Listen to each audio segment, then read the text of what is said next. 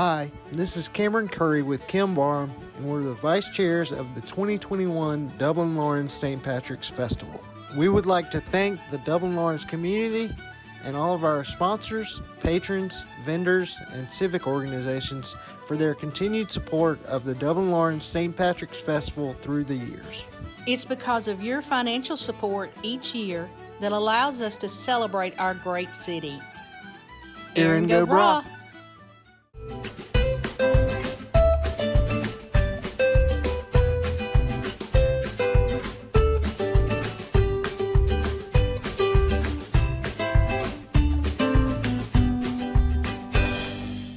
Welcome everyone into the studios today. These are three people who are very special to me.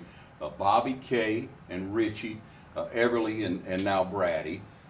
And so we're here today to talk a little bit more about St. Patrick's and the history of St. Patrick's. And so a couple of weeks ago I reached out to Richie because of his lovely mother, Miss Ann Everly, who was instrumental in starting the St. Patrick's Festival. We hear names of who started it, but when we researched this year about the history of it and not being able to actually have the festival, we wanted to dedicate some time to the history of it. We really saw how much Miss Ann was a part of the origination of it. So I guess we should start, first of all, ladies first. Sure. And just welcome you in today and tell us what it means to have you come in and talk about your mom about St. Patrick's. Oh, it means the world. Mama was, year round she was, interested in St. Patrick's, but especially during the month of March, she lived and breathed it. And it was really part of her life and part of our lives for about 40 years. So it's very special. Yeah. So we were talking a moment ago, and I did not know that she was a Middlebrooks. Her maiden name was Middlebrooks. And so, Bobby, you and I were talking a minute ago, and you said, well, Fred Middlebrooks was her brother. That's correct. I was just blown away by that because I knew and loved him so much. When you hear the name Middlebrooks, you think of Fred. That's right. For sure. And now you get to think of Ann. And a lot of you out there may have known that. Some of you may just begin to realize that. But you talk about a heritage in the Dublin community. Those two names are a big heritage in what's allowed us to grow and do and be who we are. That's right. So now Fred and Ann grew up, and their mom and dad were whom? Valette Middlebrooks and Fred Sr. Middlebrooks. Yeah, okay. Grew up here in Dublin the entire life. Correct, yes. Yeah, and then Richie, we were saying Miss Ann moved away and then had an opportunity to move back with three beautiful children in tow. Exactly right. It's at least one. So, one out of three. Yes. That ain't bad. That's right. But no, we did relocate back to Dublin before I was even 2 years old. So this, Dublin has been my home pretty much all my life. And she had the opportunity to come back home and be around friends and family, and she took full advantage of that. And she wound up at the radio station, WMLT, and that's where the St. Patrick's Festival originated. Yeah, and you hear the story that Dick Killebrew, of course, had the idea, had mentioned it, but kind of laid it down was what I heard. Wasn't really doing anything with it. And Ann, your mother, kept reminding him, we need to do this. Hey, we need to do it. You say you want to do it, we can do it. Mm-hmm. And a lot of times that's what we need. We need encouragement in life. And I believe that Ann was that way. What amount of her that I knew. I came along, maybe in the 80s or so in the radio, but I would see Ann Everly out with customers and doing things. And so it meant so much to me when I learned how instrumental she was in starting this. But I can see that in her children here, and anyone who knows these three people will see what a great attitude you all have always had, how genuine of people that you are. So we're looking forward to you being able to share some more about your mother. Now, Kate, some of the first St. Patrick's events that you would remember, share a little bit about that, some of your memories. Well, I guess a big part is the parades. She was very involved with the parades. She kind of headed up the professional floats and was in charge of getting all the businesses in Dublin signed up, for professional floats. And she worked with a man by the name of Earl Hamrick. He was the the builder, I guess, the one that actually developed and built the floats. And so she contacted the different industries in Dublin and different businesses, and got them to commit to the floats, and she kind of organized that part of it, and that was a huge job. Hey man, when we look back at those photos of some of those first parades, and everybody says, look at those floats. Oh, Yeah. Look at how spectacular they were. It's not just a truck going through the parade in that day. That truck was pulling a float, or tractor was pulling a nice float. So it looks like she got out, and then Hamrick obviously helped her in building them. But I'm sure it took a lot of work. How about some memories of you being involved with your mom and around St. Patrick's? Well, we were in tow to every single event that came around, whether it was the leprechaun contest, you know, the pancake suppers, just every event. You know, I remember, I guess, you know, being the oldest, going down to the radio station a lot with her, and sitting in there and listening to the conversations between her and Dick Killebrew and Ed Hilliard and Joanne DeFazio. You know, that's where the brainstorm started, was at the radio station. Yeah, yeah. And that was back over, what where the current MLT is now, or state broadcasting is now, is it? No, that was on Franklin North Street. Franklin, yeah, where the daycare center is Yeah, now. yeah. What a great building. It has such character there. I can only imagine what it was like back in that day. I don't remember it being there. I remember they moved over on Bellevue, and as a student in school, you know, you may get to go through there with some, you know, VOTEC or something, just trying to expose you to different things, some job day or something. But, you know, to be able to get into that, and at that time, that was very forward, radio was. We had WMLT, AM, and we had, I believe, WXLI came along after that, AM stations, and that was it. And people listened to the radio all the time. You know, the people brought the news, they brought all kind of information for the community, as well as some music and things through the years. But it was really a lifeblood. And so we understood that Killebrew and Ann, others, took the information to champion, I think, at the paper, and got the paper involved with it as well, because it's a community event, and so it makes you think about the community and what you love about the community. And so, Bobby, whenever you were growing up, I'm sure there was an event first that Miss Ann probably got you involved in. Well, there was. I started off, I guess, with the little Mr. Leprechaun contest, and there was a man named Mr. Carroll who owned a shoe store in downtown Dublin, and she went by and borrowed one of his little cobblers to cobble shoes. Yeah. And my duty was to walk across the stage, stop, and do a little cobbling, you know, and then walk off. Well, I made it to the stage, looked out, and stage fright hit, and I think I ran off the stage. So, but that was my first memory. And then, of course, all of the parades that we, you know, went to see, and then also, I think I was in a bike race back in the day, and so we were always right in the middle of all of it. We loved it. Yeah. He's being humble, Ron. He won that bicycle race for his age category. And I want to say that same event was the day that Lester Maddox famously rode his bicycle backwards down through the middle of downtown Dublin. And there were some pictures of that in the paper, and that was pretty well known at the time. So that's the way Bobby beat Lester Maddox? And No. You were riding backwards, you were riding front. No, But he actually didn't race in our age group. Yeah, they were both showing off. So yeah. And so, Rich, you being the youngest, you got to see a lot of what your older siblings experienced and what your mom did, and how, I don't know, I'm sure she was joyful in doing it, but I'm sure she was on task. She was, and because I was the youngest, I definitely got taken along to all the events that she attended, and she was pretty emphatic about me entering the Little Mr. and Little Miss Dublin contest. And the first year, the year of '69-'70, I was first runner-up, and then the second year, '70-'71, I won. So that was a special memory for me. Yeah, I can remember, and I've always thought a lot of your mother. I truly have.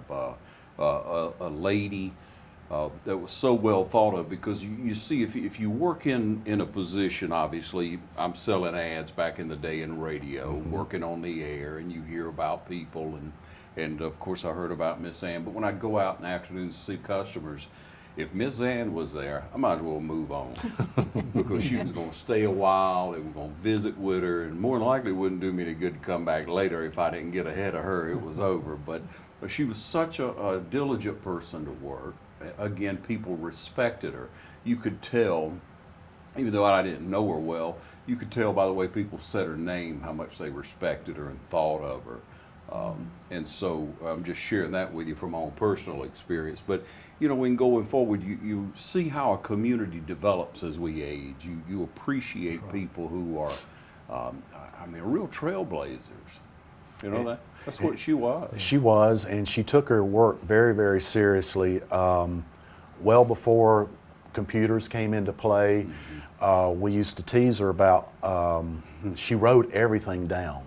And she pretty much wrote her own copy, as they call it in the advertising, for the commercials, and very diligent note taker, and a lot of that transcended over into the St. Patrick's Festival. While she was out selling advertising, it was a great opportunity to talk to the local businesses about their participation in the festival, and so she was there in really two capacities, as representing the festival, but also representing WMLT radio station. So she took both very seriously. Yeah, and I'll step out here just a little bit and not being critical, but there was a time period when there was a couple of managers that came through in the 80s and 90s at the stations there, and you know, they had a reputation of taking whomever was there. Salesperson had been there a long time, and they would have a little disagreement when maybe part ways. They'd split that up and try to get two accounts, try to get two salesmen started and build them up. It's a ploy of doing business. Some people do business that way, whether you agree with it or not, but Miss Ann was always there. She worked there for years through manager after station manager, and she was always there. And I always thought, man, that's, not only is she smart, but she's tough. Yeah, she was. She is. Yeah, Definitely. she had to be, didn't she, to raise you three? Without question. Yeah. So let's talk about some of the memories. But before I do talk about many more, I want to talk a little bit about this. You know, we had talked about it the other day, Richie. We talked about her. We actually found the Constitution and bylaws that had been circulating around. I'd never seen them before. I appreciate them so greatly. And we'll pull them up on the screen, let people see them. But these were things that your mother penned and then typed and put all that down, the original events, how things would be handled and laid out, responsibilities, what the actions were to be, the executive committee, the parades, the awards, the ways and means, the events and calendar, public relations and hospitality, really in depth. So she organized a lot to do with our festival. She did.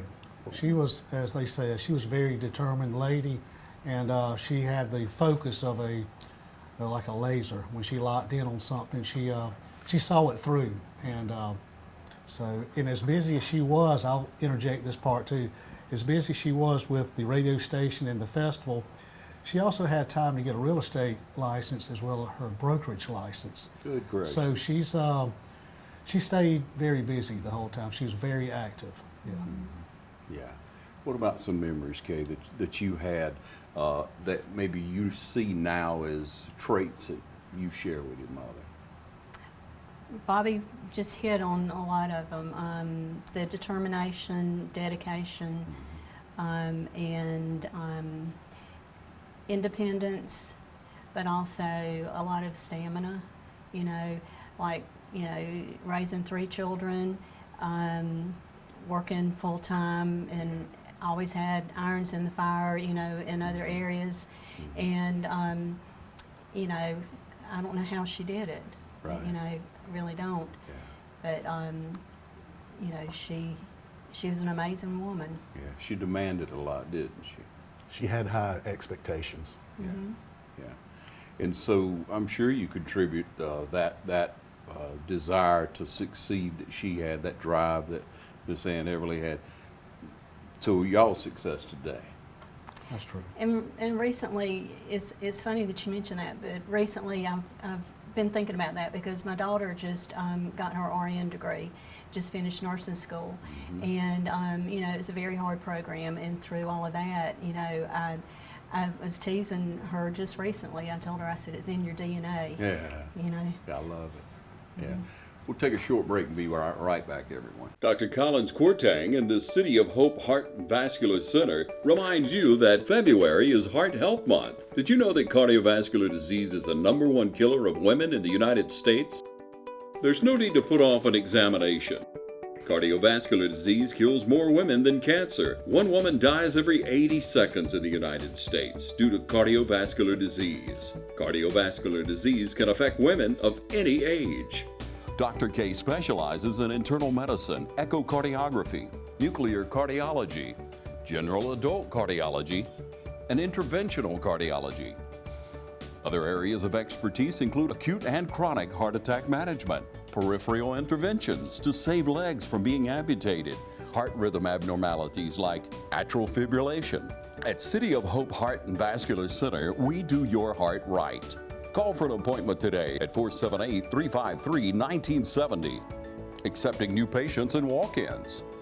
Relax, Dublin. Dr. K and City of Hope has you covered.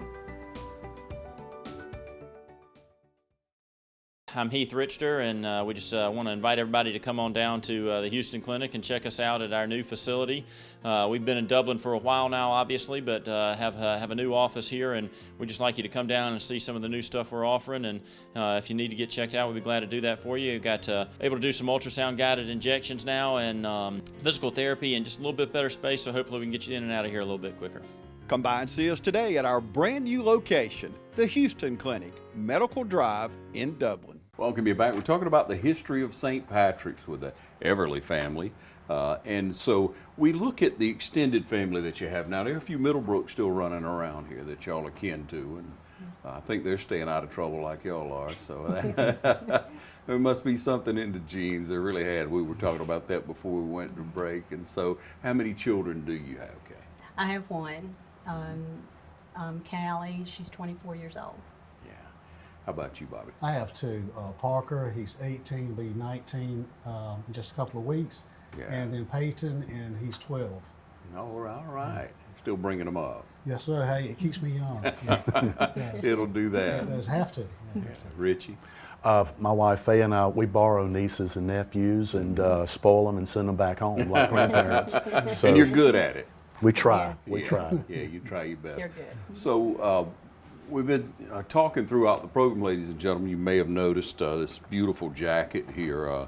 Actually, when Richie came in, I told him he'd go ahead and put it on, and then I realized it was a little bit small for him, and he explained to me what this special jacket is right here. Richie, won't you tell everyone? Yes, this was my mom's Order of Blarney Stone. It was her official St. Patrick's blazer, and she wore it for many years. I'm sure she had probably more than one, but this was the last one that she had, and it still has the pins on it that she would had on display the last time that she did wear it. And I donated the vast majority of all the St. Patrick's related memorabilia and other items that she had accumulated through the years as historian for the festival committee. I donated that through Scott Thompson to the Lawrence County Museum for posterity. But I just couldn't get rid of that, and I've kept that at home, and I felt it might be very appropriate to bring it in today, in her honor. Yeah, well, that's wonderful. I tell you, it took some strong shoulders to wear that jacket. I really want to acknowledge that. I can't say it enough times during the program, really, that she was such an example to our community, such a wonderful person.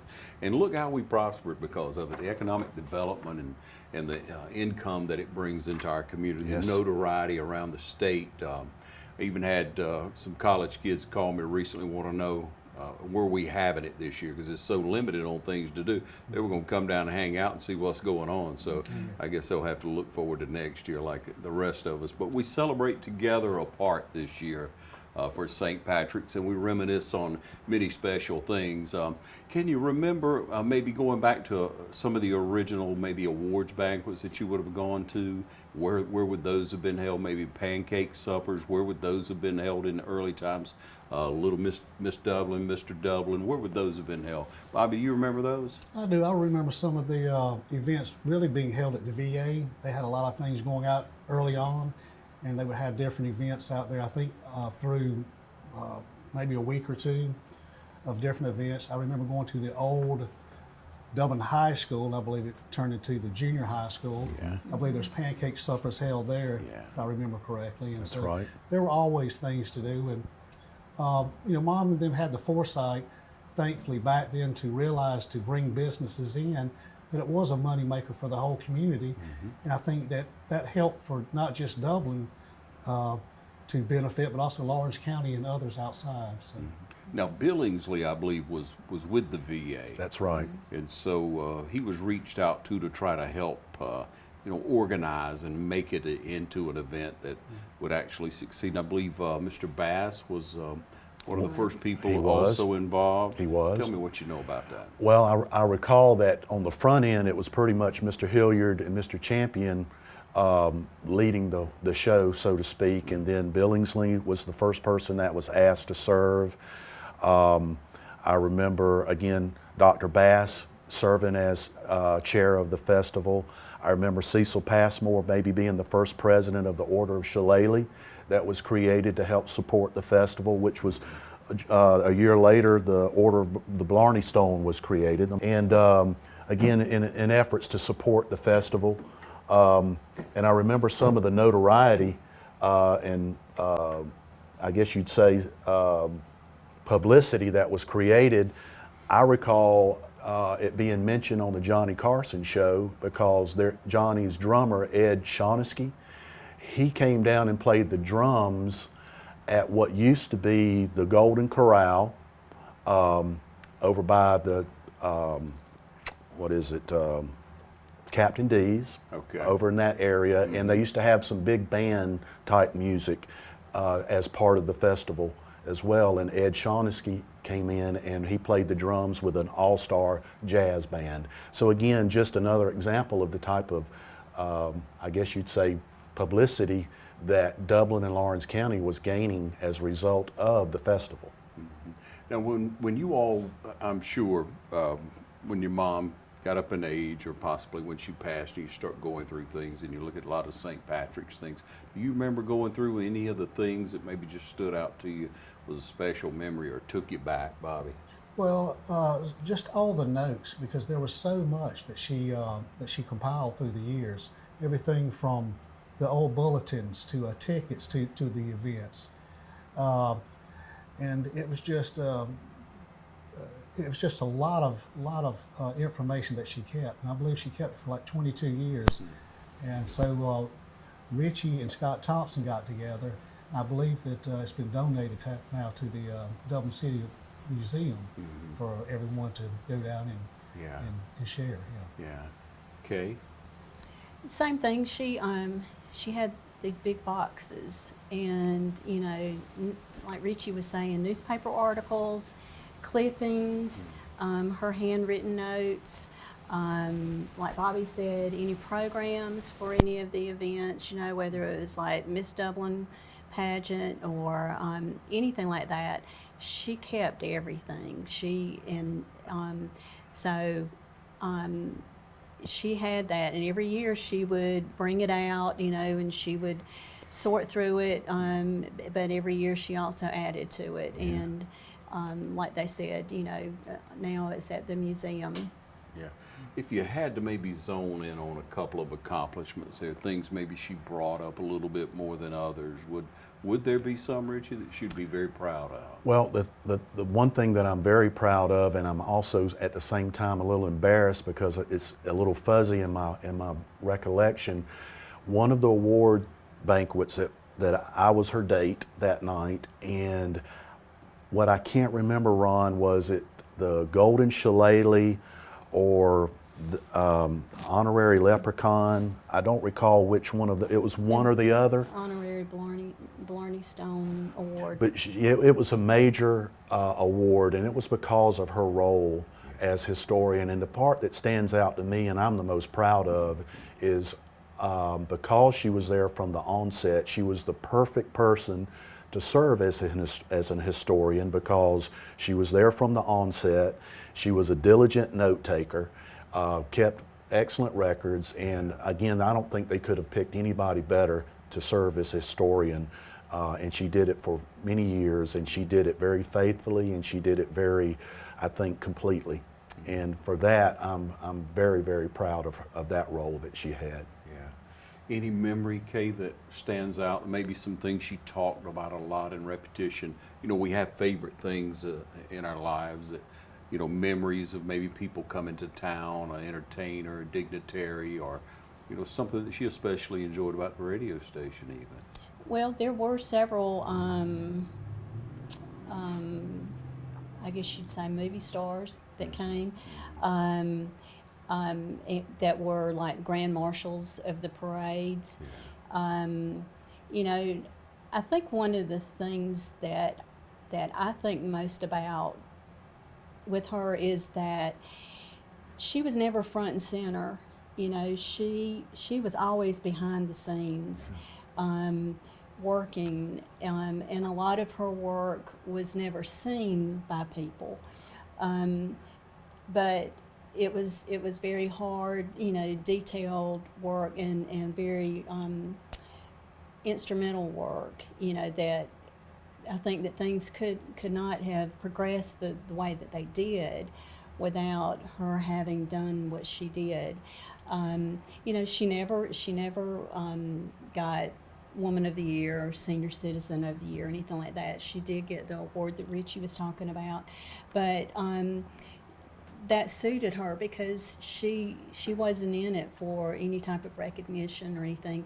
It was her true love of the community, Dublin, Lawrence County, and you know, I was thinking a few minutes ago, you know, she was so involved with St. Patrick's Festival, but then Uncle Fred, you know, talking about, I mean, he was true Irish. Right. He was Irish, you know, in his blood as well. Mm-hmm. So it is, you know, pretty much a family thing. Yeah, I can remember 80s, I was calling radio, you know, Dublin football on radio, and I remember Fred Middlebrooks, he'd greet me every time I'd come upstairs, and he was going to get me something to drink or tell me about what was on the food tray up there, just cut the food. Yeah. But always just a solid person, a loving person. Yes. Yeah. Very welcoming. He was a great representation of a diplomat for our community, just as your mom was. Where did all that come from? Their parents? Well, I wouldn't say necessarily, you know, because I don't know. My thought on that, Ron, would be, I think having graduated from Dublin, like Uncle Fred and our mom both did, they had, you know, their loyalty to Dublin High, fighting Irish, and my Uncle Fred loved sports almost to a fault, and so I think it was just something that developed over the years, that they just knew that they loved Dublin, the community, the people, and they wanted their families raised here, and they wanted their family involved in as much as possible, whether it was in athletics, academics, and civic endeavors. So I really have to say that even though I'm sure they had some maybe direction from their mom and dad, I think a lot of that was kind of something that came from their own desire to show their love and affection for this community. Bobby?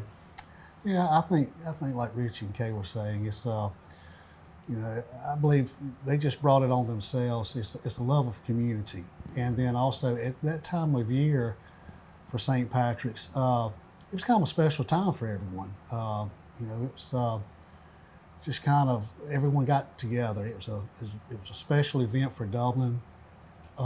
I remember going to the parades with my mother when I was young. That was a big to-do for me. She had to be there early sometimes when she was a judge, and the earlier the better for me. And so she looked forward to that as well. That's something that stuck it out in my mind about that. So. Yeah, people who serve like that, to me, it seems to be a good example of them, that the community loved them so much and encouraged them so much that they had to give back to the community. It was like the community became a part of them, so they certainly had to serve the community back. And what great examples. I agree. Both of them were. It really is a thrill for me to find out she was Middlebrooks, because that's like the icing on the cake for this. We were a close family, all of us. Yes. Yeah, that's good. A fairly large family still? I know you got Mark up here. I don't know if y'all claim him or not. Well, Mark, we proudly claim Mark and Sadie Middlebrooks. Everybody knows Sadie, and then their sister Kay and her husband Steve Baumel have, I guess last year, relocated up to Carrollton. So we've lost them, and but there's still some Middlebrooks being represented in good old Lawrence County. Yeah, Bill and right on down the line. Right. Yeah. Yep, and that's exactly right. We've got Justin Middlebrooks that's here, and Bill and Cassie Middlebrooks, and there's some other Josh and Middlebrooks. Maggie, Yes, Josh, Maggie Middlebrooks, and then there's some other Middlebrooks I think that are residing in Lawrence County that we have not met, and I don't know if there's any kinship there or not, but if they are, hey cousin. So what about hobbies of your mom? Tell me about some hobbies. Well, she loved to play bridge. I remember maybe once a month it would be her turn or whatever, and I was just told to stay out of the living room while the ladies played bridge. So I remember that was off limits for me. So, but I would sneak in there and steal a mint every now and then if I could. So. Yeah. So bridge. What else? Okay. If she's going to struggle, I'll jump in there and tell her it's something that she inherited, shopping. And I think that was genetic, that came down from our grandmother and to our mother and our Aunt June Middlebrooks. And the story was that when some of the merchants saw our grandmother and my mother and our Aunt June walking downtown, they closed the doors. That's good.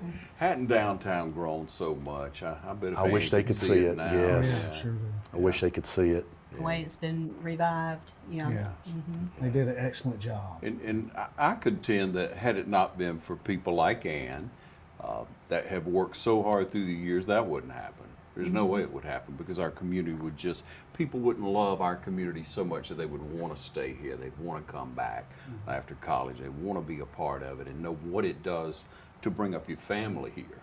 yeah. Exactly. I mean, it means a lot to raise your daughter here and to know it's a loving town, a pretty safe town. Yeah. So if we look and we reflect a little bit more, Bobby, what do you think Ann would be proudest of you? Of my, I would say that raising two boys, being married to my beautiful wife Carol, we've lived in Lawrence County now. I guess when I moved back from Atlanta in the early '90s, it's just coming back home. I think she would be proud that I see what she saw, years ago, about how nice it was to be in Dublin, Georgia, and to raise a family in such a special place like this. Yeah. How about you, Rich? I think she'd be proud, first of all, of what the festival has grown into. She'd be very proud of Dublin and what it's evolved into, and we just touched on it. I think she'd be thrilled with what's going on in downtown Dublin. As far as myself, I think she'd be happy to know that we're safe, we're healthy, we're happy, and we all seem to enjoy our work, and we love our family, and just feel fortunate to call Dublin still our home. Even though I don't live here in Dublin, I still very much consider it my home. Yeah. Okay. I think probably the closeness that we've maintained with each other, not just with my brothers, but with the cousins too. Was we always did Thanksgiving at Mama's house, and Christmas at Uncle Fred's house. And so even, once they got, up in age and weren't physically capable of tackling, the whole crowd and everything, then we've maintained the tradition. We do Thanksgiving at my house, and we do Christmas at Mark's. We still all get together as a family. That's wonderful. That's wonderful. So valuable. What a lesson for us all. If you all would just as we close, think about where you would like to see the St. Patrick's Festival go. Maybe some things that you would like to see happen, or just maybe the most positive aspects for you. But if you have any insight on things that you would love to see continue, or maybe to grow or come back around. Well, I think that the pancake supper is a tradition. I've always loved that. I think it's great for the community. That was just one of my favorite events, I guess. And then I guess I still like the different musical events that are here. The arts and crafts show, I love that as well. So just to keep the tradition going, and as soon as we can get over the COVID, bring everybody back together in some sense of normalcy, that's going to be really nice. Yeah. It's good for us to be able to celebrate, even though we celebrate apart, even though people will watch these videos that we're putting on, especially this one, and you'll reminisce and you'll think back, and it'll make us all the stronger, hopefully, when we come through it. But Kay, how about you? One event that I remember, it was only here for a couple of years, was the skydiving. Yeah. Then my husband did it one year, and I think people may enjoy trying that again. But the pancake supper, the parade, the ball and bash. I think, that was always a very big to-do, and those are a few things that I think would be real good. How about you, Rich?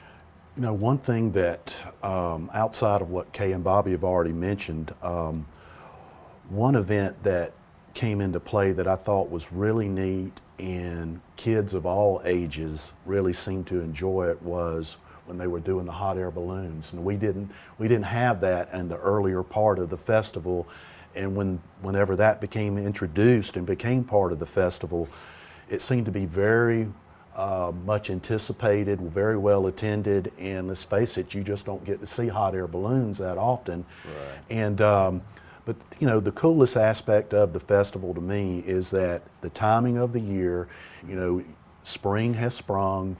Folks are just really anxious to get out and enjoy the beautiful weather, get out and see one another, meet and greet. And I just hope that part of it continues, and that the folks here in this community and folks who travel from outside our community to participate will always realize what a special event it is to have at this time of year, to get people back outside, enjoying the beautiful weather and enjoying the events that bring everybody together. Yeah, our hat's really off to Miss Ann Everly and what she did, the organizational structure that she put into place, the diligence, and I believe the constant reminder to get the festival started from the very first time, that we could do it as a community. Hey, let's get this thing started. And it's put Dublin on the map, ladies and gentlemen. People know about the St. Patrick's Festival in Dublin. They know that it's really special for us each year, and it's still a family affair. We get out and celebrate together. So this year we're going to be streaming parades all day this Saturday. We're going to be showing these programs not only our YouTube streaming, but we want you to share them with people. Go on our YouTube page, TV35 WDIG. Share them with people and let them enjoy these old photos, these memories of trailblazers here in our community. And we thank you and we love Miss Ann Everett. Thank you. Thank you for allowing us to do this too, and you guys do a great job, and you guys definitely help promoting St. Patrick's Festival, so continue doing the great job that you guys do here at TV35.